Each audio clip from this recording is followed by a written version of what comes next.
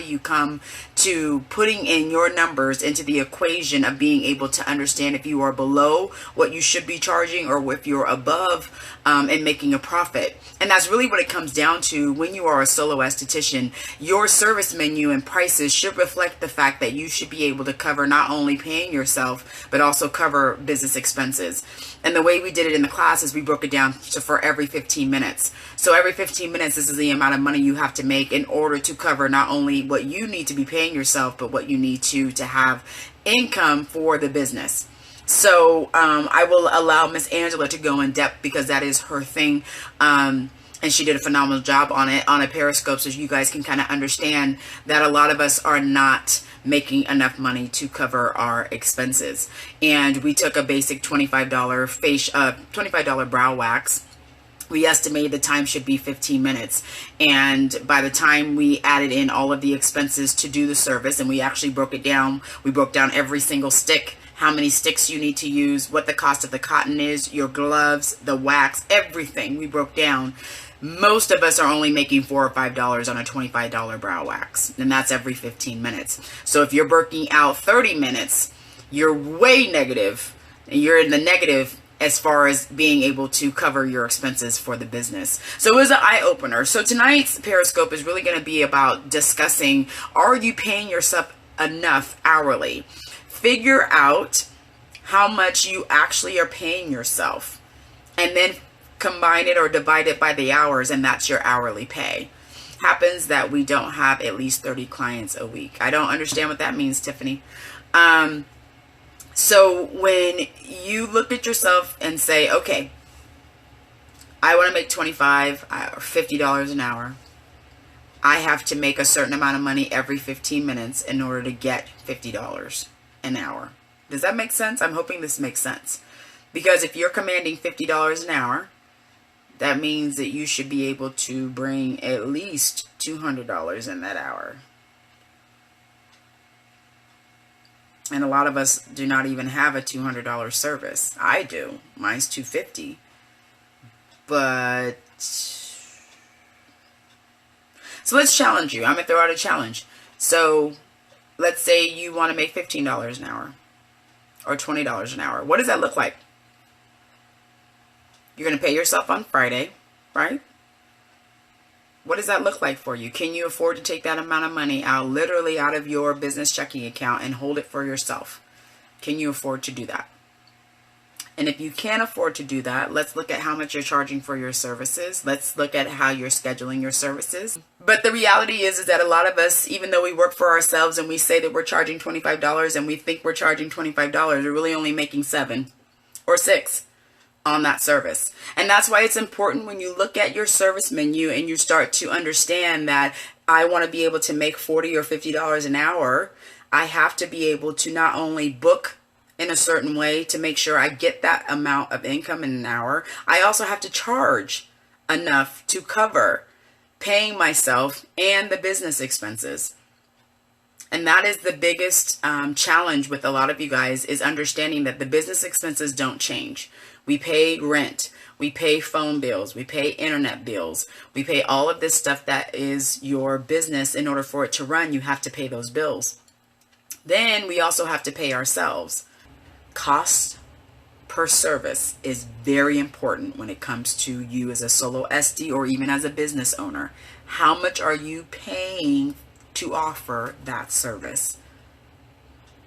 So once you add in externals are microdermabrasion, LED. Absolutely, time is money. Microdermabrasion, LED, TAMA, microcurrent, which is the same thing. Any of the other toys that you're purchasing to offer services, you also have to calculate not only how much that machine costs into your service, but how are you going to pay the machine off?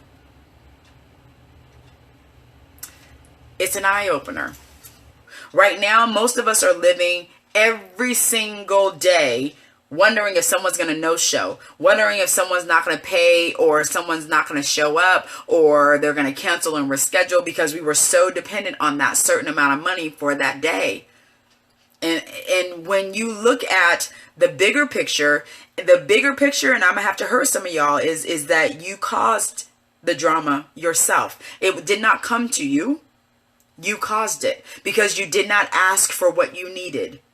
You asked for what you thought people would want you to ask for. That is never, ever a smart marketing move. It's never a smart business move, which is why I have said from the beginning, once I started doing Periscopes and once I started doing YouTube and started talking to you about my story, I do not look at what other people are doing around me because it does not matter. They do not have my bills. They do not have my machines, nor are they me. I have to have a certain amount to survive.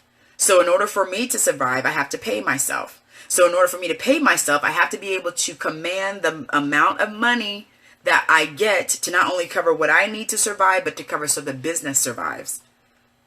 So the importance of understanding cost per service, paying yourself, and your service menu all go hand in hand. They're not separate. And a lot of us want to separate it out. We want to separate how we pay each other, separate how we pay ourselves. We separate how we do our service menu, and then we separate how we do our scheduling or time for our customers in our appointment schedule, not realizing all of them are connected. So if you're not paying yourself the right amount of money and you're not charging the right amount to cover your services and you're not scheduling them right, you can forget it.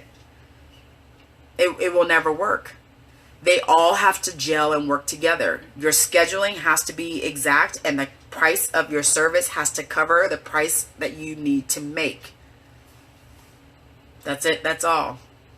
What is the good news out of this? The good news out of all of this is that everything can be changed. It can be done slowly, but it can be changed. I always suggest to pay yourself first. That's always the thing to change. If you're not paying yourself, if you don't have a weekly draw that you're paying yourself, and I truly mean paying yourself. Oh, I love him, honey, but Lord, he drives me nuts. When you pay yourself, it's money that you're not touching for the business at all. So if that means that you have to, pay yourself and not look at it, and Tiffany says she's crying because I'm spanking her.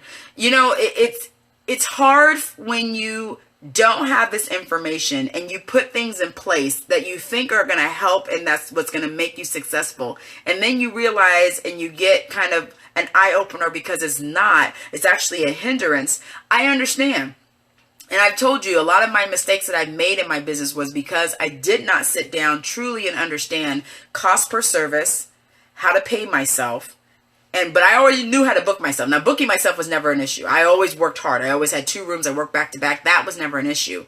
My cost per service was completely off, and I wasn't paying myself. So like I told you, I was robbing Peter to pay Paul. I would put money in, take money out, put money in, take money out. And then at the end of the day, I only had $20. And be like, damn, I worked for free all week.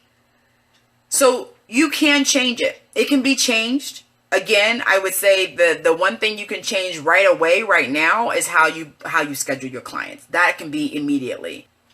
We have 3 major things that are happening, and if they are not in line with each other, we're going to be working for free. That's just really the truth.